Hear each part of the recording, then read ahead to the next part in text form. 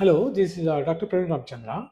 I'm senior endocrinologist working in Diabetes Endocrinology Clinic in Lanka, Newton, Bangalore, India. Please watch this video. Welcome to This Explainer. Today, we're diving into what is honestly one of the most dramatic roller coasters in modern medical history. We're talking about the massive rise, the incredibly sudden, terrifying fall, and now, the modern scientific redemption of menopausal hormone therapy. And before we jump in, a quick shout out. This education is brought to you by Dr. Praveen Ramachandra, Senior Endocrinologist at Diaplus Endocrinology Clinic in Yelahanka, Bangalore, India. If you or someone you love is navigating menopause right now, the information we're getting into today is absolutely crucial. So let's get into it.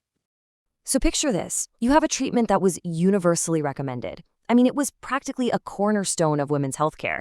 And then, almost overnight, it experiences this catastrophic drop in use. How does that even happen? And maybe more importantly, what does the latest, heavily scrutinized data actually tell us today about how we should be using it? Well, here's our roadmap for making sense of it all. We'll quickly hit 1. The rise and sudden fall. 2. The timing hypothesis explained. 3. Delivery matters. Pills versus patches. 4. Navigating moderate health risks. 5. When to avoid hormone therapy. And finally, 6. A modern personalized playbook. All right, Section 1, the rise and sudden fall. Let's look at the really dramatic history of hormone therapy. The sheer scale of this timeline is wild. Back in 1942, the very first commercial estrogen is introduced. Fast forward to the 1990s, and doctors are handing it out based on early observational data that suggested it helped the heart. I mean, it hit an all-time peak of 90 million prescriptions a year. But then, 2002 happens. The landmark Women's Health Initiative, or WHI trial, publishes findings that completely flip the script, reporting excess cardiovascular risk. It sent literal shockwaves through the medical community. Everything just stopped. To put that into perspective, that single 2002 publication had a massive, immediate human impact. Practically overnight, 15 million women were left entirely without relief. We are talking about women dealing with severe vasomotor symptoms. You know, those debilitating hot flashes and night sweats that totally disrupt your sleep and just shatter your quality of life. The panic was incredibly palpable, and doctors everywhere started pulling their patients off the therapy. Section 2, the timing hypothesis explained, because it turns out your age and the time since menopause actually matter a lot. So what did that 2002 panic actually miss? Well, a really crucial nuance that researchers now call the timing hypothesis. The idea here is that estrogen isn't just inherently bad for the heart. Actually, scratch that. It's more like its effects depend entirely on the health of your blood vessels right when you start taking it. Think about it like a foundation. In a healthy vessel, starting therapy early safely prevents atherosclerosis. But if you start it late, when advanced plaque has already formed, well, the hormone might actually destabilize that plaque. Which obviously leads us to a huge question. Does age actually change the cardiovascular risk? To figure this out, researchers went back to the drawing board. They dug into the WHI data with age-stratified analyses and longer follow-ups to see if younger women, the ones actually closer to the onset of menopause, had different outcomes compared to the older women who heavily skewed those original, terrifying headlines. And the data was a total game changer. It clearly showed that women under 60 absolutely derive safe symptom relief. In fact, if you start hormone therapy within 10 years of menopause, it's associated with lower mortality and fewer cardiac events.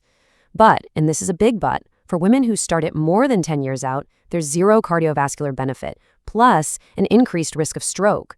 So it really proved that the initial panic lacked essential context. Timing is literally everything. Moving on to Section 3, delivery matters, pills versus patches, because bypassing the liver changes the entire risk profile. Okay, think of your liver as this giant toll booth. When you take an oral pill, it gets absorbed through the digestive system and has to pass directly through this hepatic toll booth. This is called first-pass metabolism, and it triggers the liver to spike clotting factors, triglycerides, and inflammatory markers like C-reactive protein. Not great, but if you use a transdermal patch or gel, the hormone absorbs straight through your skin and right into your bloodstream. It completely bypasses that toll booth, meaning it has a beautifully neutral effect on all those dangerous markers.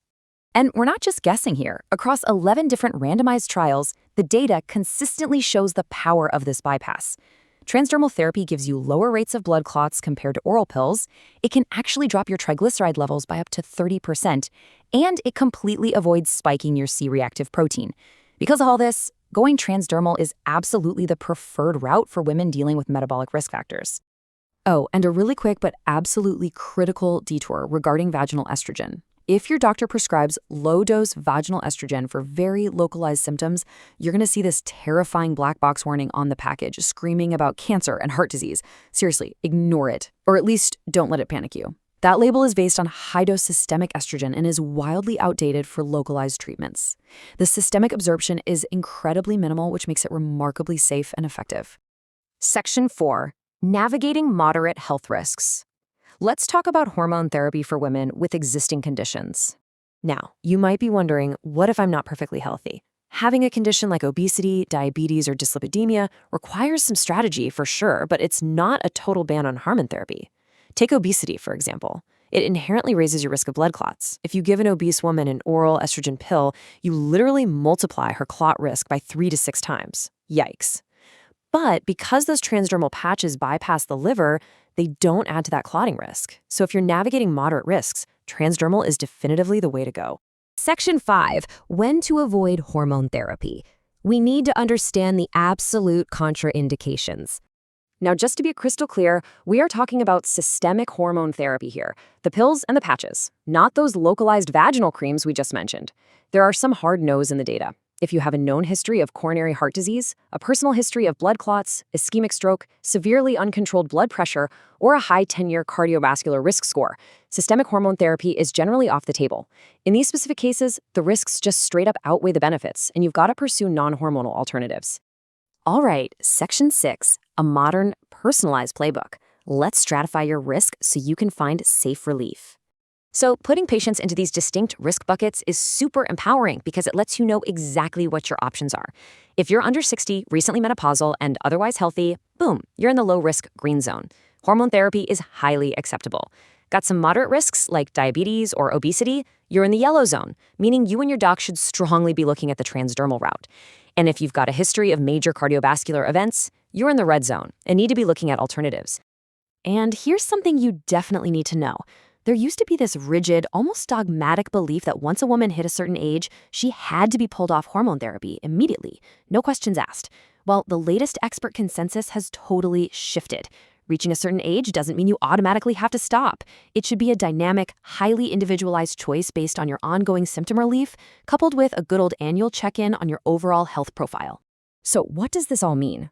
By finally looking right at the data, we've firmly moved past that whole era of panic from the early 2000s and stepped into a modern, nuanced understanding. We know timing matters. We know the delivery method matters. And we know that millions of women absolutely do not have to just suffer in silence. It leaves us with a pretty provocative thought. Now that the science has caught up, how much more empowering can women's healthcare become when we stop treating menopause like some frightening disease and start treating it like a natural transition that we finally have the precise tools to manage? Thank you so much for joining me for this explainer, and remember, keep asking the right questions.